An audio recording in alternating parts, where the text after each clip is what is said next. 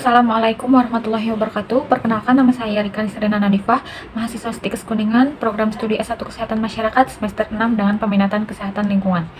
Di sini saya akan mempresentasikan mekanisme penyakit filariasis terkait mata kuliah penyakit berbasis lingkungan dengan dosen pengampu Ibu Bibit SKM MKes. Yang pertama ada definisi penyakit filariasis. Penyakit filariasis atau kaki gajah yaitu penyakit yang menular dan menahun yang disebabkan oleh cacing filaria dari gigitan nyamuk. Di Indonesia sendiri telah ditemukan 23 spesies vektor penular filariasis yaitu nyamuk Aedes, Culex, Mansonia, dan lain-lain. Penyakit filariasis ini dapat menimbulkan cacat yang menetap berupa pembesaran kaki, tangan, hingga pada organ kelamin. Selanjutnya ada trias epidemiologi penyakit filariasis. Trias epidemiologi ini ada 3. Yang pertama ada host, agent, dan environment. Host dari penyakit ini yaitu manusia itu sendiri yang rentan terhadap spesies parasit dan akan menjadi sumber infeksi bagi orang lain. Yang kedua ada agent. Agent dari penyakit ini yaitu cacing filaria pada manusia. 3 spesies yang sering ditemukan pada penyakit ini yaitu Wucheria bancrofti, Bruguiera malai, dan Bruguiera timori. Cacing ini habitatnya ada dalam sistem peredaran darah, limpa, otot jaringan, atau serosa. Selanjutnya ada environment atau lingkungan. Faktor lingkungan dapat menunjang kelangsungan hidup host, reservoir, dan vektor. Hal ini sangat penting dalam pendukung kejadian filariasis. Seperti halnya daerah endemis Bruguiera malai dan Bruguiera timori adalah daerah dengan hutan rawa, sepanjang sungai, atau badan air lain yang ditumbuhi tanaman air.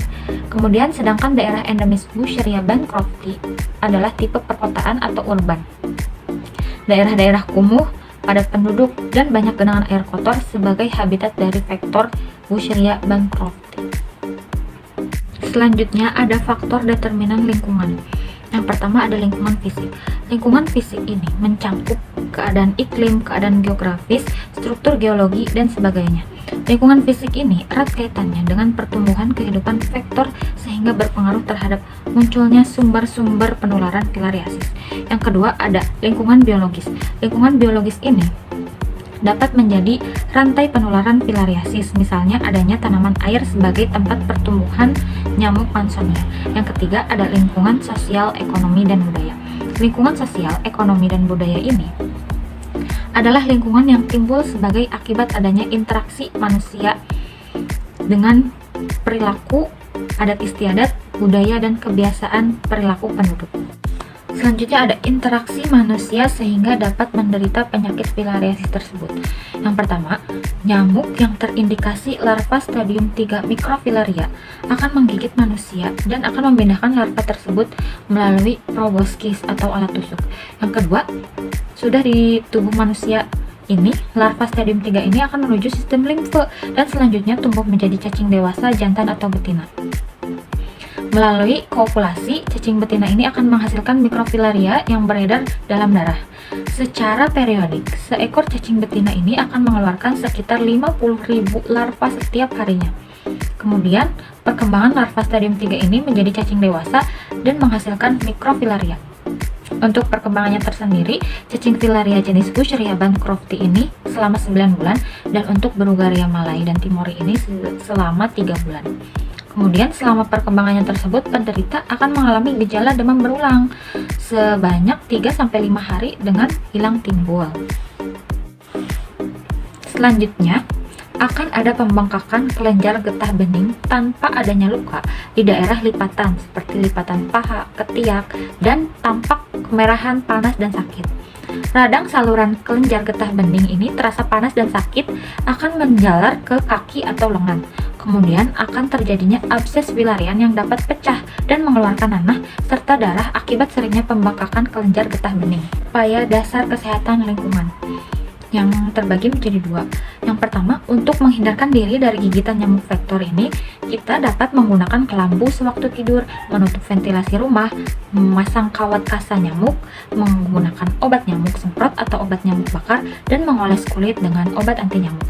Yang kedua, dalam memberantas nyamuk, yaitu kita dapat membersihkan tanaman air pada rawa-rawa yang merupakan tempat perindukan nyamuk. Kemudian, dapat melakukan menimbun, mengeringkan, atau mengalirkan genangan air sebagai tempat perlindungan nyamuk. Lalu yang terakhir, kita dapat membersihkan semak-semak di sekitaran rumah. Selanjutnya ada peran teori simpul. Peran teori simpul dari penyakit filariasis ini, simpul pertama yaitu sumber penyakit. Sumber penyakit ini dapat terjadi karena adanya parasit atau parasit di sini yaitu cacing filaria tersebut. Cacing filaria ini terbagi menjadi 3 spesies yaitu Escherichia bancrofti, Bruguiera malai, dan Bruguiera timori. Yang kedua, sumber penyakitnya yaitu penderita penyakit filariasis itu sendiri. Kemudian ada simpul 2. Simpul 2 itu yaitu transmisi penyakit.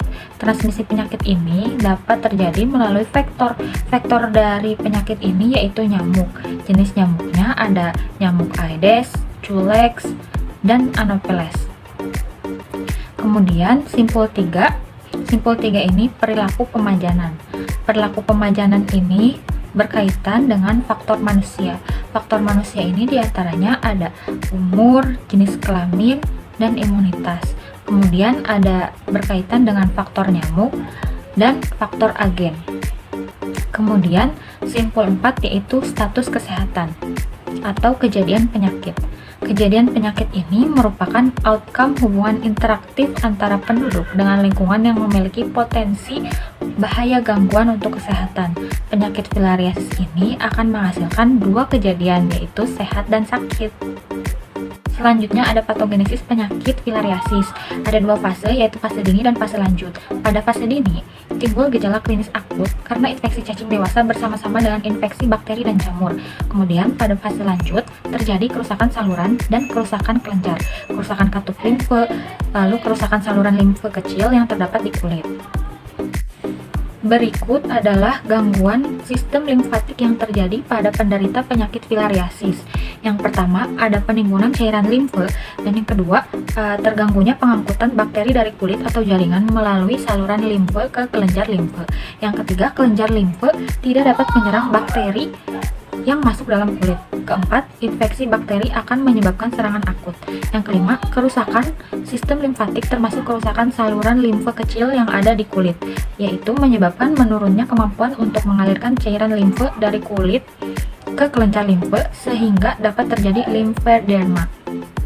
Pada penderita limfedema ini, serangan akut akan berulang oleh bakteri atau jamur, akan menyebabkan penebalan dan pengerasan kulit, hiperpigmentasi, hiperkeratosis, dan peningkatan pembentukan jaringan ikat, sehingga terjadi peningkatan stadium limfedema, di mana pembekakan yang semula terjadi hilang timbul akan menjadi pembekakan yang menetap. Demikianlah beberapa hal yang dapat saya sampaikan terkait mekanisme penyakit filariasis. Kurang lebihnya mohon maaf. Saya tutup dan saya akhiri. Terima kasih. Wabillahi taufiq wal hidayah. Wassalamualaikum warahmatullahi wabarakatuh.